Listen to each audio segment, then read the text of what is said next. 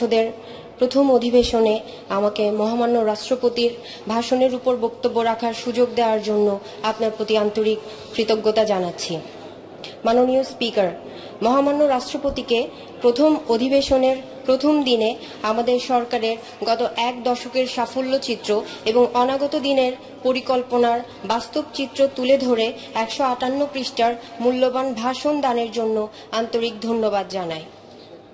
মাননীয় স্পিকার, নবাগত সংসদ সদস্য হিসেবে চলতি অধিবেশনের এই মহেন্দ্রক্ষণে আমি গভীর শ্রদ্ধার সাথে স্মরণ করছি হাজার বছরের শ্রেষ্ঠ বাঙালি জাতির জনক বঙ্গবন্ধু শেখ মুজিবুর রহমানকে। আমি গভীর শ্রদ্ধার সাথে স্মরণ করছি বেগম ফজিলাতুন্নেসা মুজিব সহ 5 বছরের নিষ্পাপ শিশু রাসেল এবং বঙ্গবন্ধু পরিবারের যারা শহীদ হয়েছিলেন সেই 1975 সালের 15ই আগস্টে। আমি গভীর শ্রদ্ধার সাথে স্মরণ করছি আমাদের জাতীয় 4 নেতাকে, যাদেরকে জেলখানায় নির্মমভাবে হত্যা করা হয়েছিল। আমি গভীর শ্রদ্ধার সাথে স্মরণ করছি 1952 সালের ভাষা আন্দোলনের বীর শহীদ সহ সেই 30 লক্ষ শহীদ, 2 লক্ষ মা বোনকে, যাদের আত্মত্যাগে আমরা এই দেশ পেয়েছি। আমি গভীর শ্রদ্ধার সাথে স্মরণ করছি বেগম আইভি রহমান সহ আরও যারা শহীদ হয়েছিলেন 21শে আগস্ট গ্রেনেড হামলায়।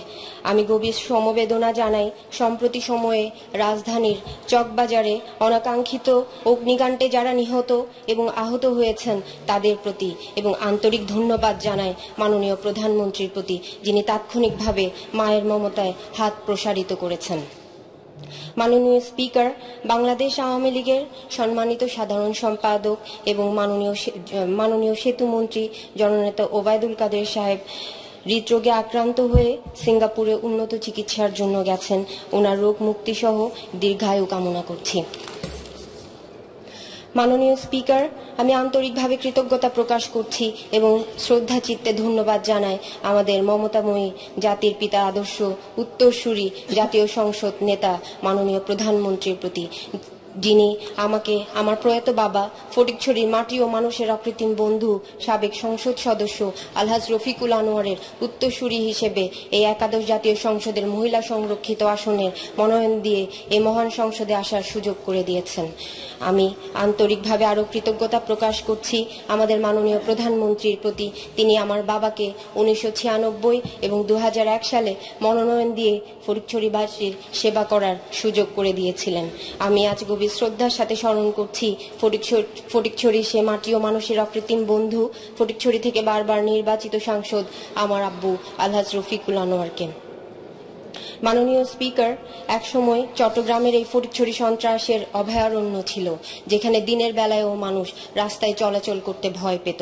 আমার বাবা 7ম জাতীয় সংসদে প্রথমবারের মতো সংসদ সদস্য নির্বাচিত হয়ে সন্ত্রাসের এই জনপদকে শান্তির জনপদে উপনীত করেন এবং শান্তি, শৃঙ্খলা এবং উন্নয়ন এই 3 মিলে সূচনা করেন এক নতুন যুগের। আমার বাবা বঙ্গবন্ধুর আদর্শের একজন কর্মী হিসেবে বিভিন্ন সময়ে স্বৈরাচার বিরোধী আন্দোলন সংগ্রাম সহ দলের দুঃসময়ে নেতা কর্মীদের জন্য তার সহানুভূতির হাত ছিল সর্বদা প্রসারিত। তার প্রতিষ্ঠিত ঐতিহ্যবাহী হোটেল গোল্ডেন ইন একসময় হয়ে ওঠে আন্দোলনের সূতিকাগার হিসেবে, যার কারণে ক্ষমতাসীন তৎকালীন সরকারের রোষানলে পড়তে হয় বারবার এবং নির্যাতন, নিপীড়ন সহ কারাভোগ করতে হয়েছিল বারবার। এমনকি আমার বাবাকে 1/11-এর সময় 25শে মার্চ রাতে সেনাবাহিনীরা আমার বাবাকে নিয়ে যায় এবং প্রায় দীর্ঘ 24 দিন আমার বাবার কোনো খোঁজ আমরা পাইনি। আমার বাবা বেঁচে আছেন কিনা, কোথায় আছেন, কেমন আছেন আমরা জানতে পারিনি। দীর্ঘ 24 দিন পর আমার বাবাকে 18 এপ্রিল আমার বাবাকে নিয়ে এসে বনানীর এক নিম্নমানের হোটেলে, সিকুইন নামে এক হোটেলে আমার বাবাকে একটি অস্ত্রসহ গ্রেফতার দেখিয়ে মিথ্যা মামলায় আমার বাবাকে গ্রেফতার দেখানো হয় এবং আমার বাবাকে প্রায় 10 বছরের শাস্তি কারাভোগের আদেশ দেওয়া হয়। দীর্ঘ 18 মাস কারাভোগ করার পর আমার বাবা মুক্ত হয়। তখন আমার বাবাকে বিভিন্নভাবে শারীরিক নির্যাতন করা হয়েছিল। সেই নির্যাতনের শিকার হয়ে আমার বাবা 2012 সালের 25 অক্টোবর আমাদেরকে ছেড়ে চলে যান। ফলে ফটিকছড়ির আপামর জনসাধারণ অভিভাবক শূন্য হয়ে পড়েন এবং আমি মাননীয় প্রধানমন্ত্রীকে ফটিকছড়িবাসীর পক্ষ থেকে আবারও কৃতজ্ঞতা প্রকাশ করছি। তিনি আমাকে আমার বাবার জায়গায়, সেই শূন্য জায়গায় আমাকে সংসদ সদস্য হিসেবে মনোনীত করে সেই শূন্য জায়গা পূর্ণ করেছেন তার জন্য। মাননীয় স্পিকার, বাংলাদেশের গণতন্ত্র যখন ডুবুডুবু, স্বাধীনতার ইতিহাস বিকৃতি ঘটিয়ে দেশের মূল অস্তিত্ব যখন সংকটের মুখে, তখন জননেত্রী গরিব দুঃখী অসহায় মানুষের জননী, আমাদের জননেত্রী প্রধানমন্ত্রী শেখ হাসিনা জনগণের ভালোবাসায় বিপুল ভোটে বিজয়ী হয়ে শক্ত হাতে এই দেশ রক্ষায় ঝাঁপিয়ে পড়েন এবং নিরলস পরিশ্রম করে সেই ডুবন্ত বাংলাদেশকে আজকের এই স্বনির্ভর বাংলাদেশের এই অবস্থানে নিয়ে এসেছেন। মাননীয় স্পিকার, আমাদের এই সরকারের অনেক উন্নয়ন করেছে, যার সব সময়ের স্বল্পতার কারণে আমি স্বল্পভাবে তুলে ধরার চেষ্টা করছি। মাননীয় স্পিকার, শিক্ষা হলো জাতির সার্বিক উন্নয়ন এবং সমৃদ্ধির চাবিকাঠি।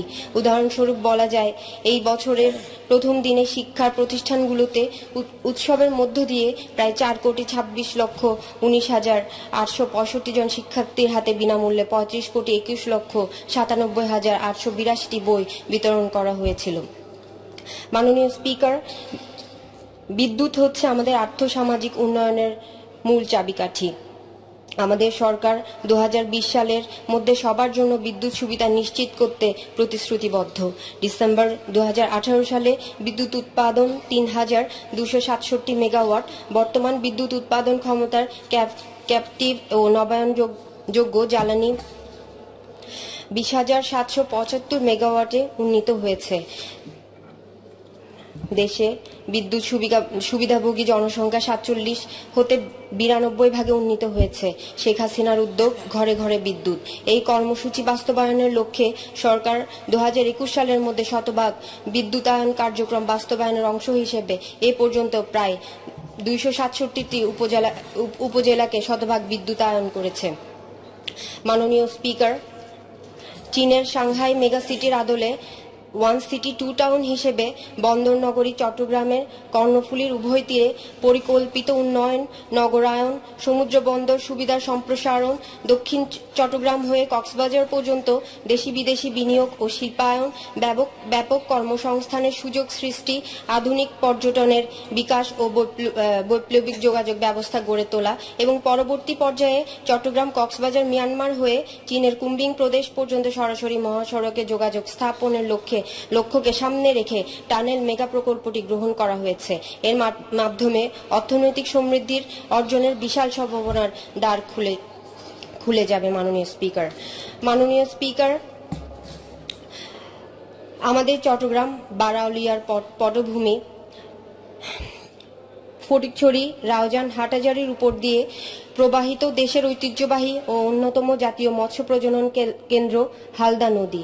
এই হালদা নদী সুরক্ষা ও জাতীয় মৎস্য প্রজনন কেন্দ্র রক্ষার জন্য বর্তমান সরকার বিভিন্ন উন্নয়ন ও সংস্কার প্রকল্প হাতে নিয়েছেন।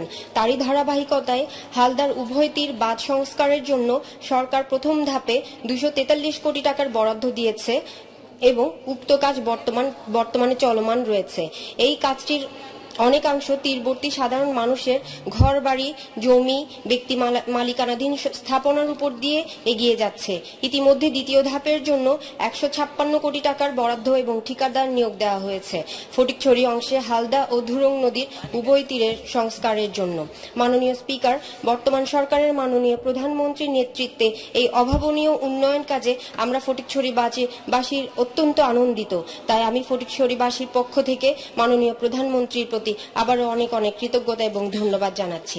মাননীয় স্পিকার, হালদা নদীর তীর সুরক্ষা ও জাতীয় মৎস্য প্রজনন এলাকার রক্ষায় এই উন্নয়ন প্রকল্প হালদা ও ধুরুং নদীর তীরে বসবাসরত সাধারণ মানুষের ঘর বাড়ি, ফসল জমি ও ব্যক্তি মালিকানাধীন স্থাপনার উপর দিয়ে বাস্তবায়ন করতে যাচ্ছে বিদায় হালদা তীরে সাধারণ মানুষের। মাননীয় সদস্য, আপনার সময় শেষ। আপনি please go to the last page.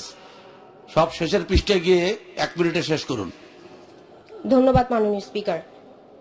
ক্ষয়ক্ষতির আশঙ্কা রয়েছে।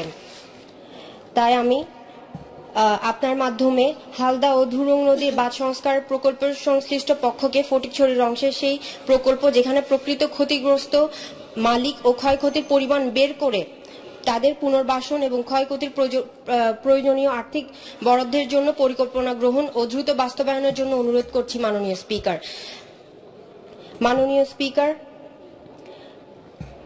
মাননীয় স্পিকার, আমি আপনাকে আন্তরিকভাবে ধন্যবাদ জানাচ্ছি এবং আমার প্রাণপ্রিয় ফটিকছড়িবাসী সহ চট্টগ্রামবাসীর প্রতি আন্তরিক ধন্যবাদ এবং কৃতজ্ঞতা প্রকাশ করে আমি আমার বক্তব্য শেষ করছি। জয় বাংলা, জয় বঙ্গবন্ধু। ধন্যবাদ মাননীয় সদস্য।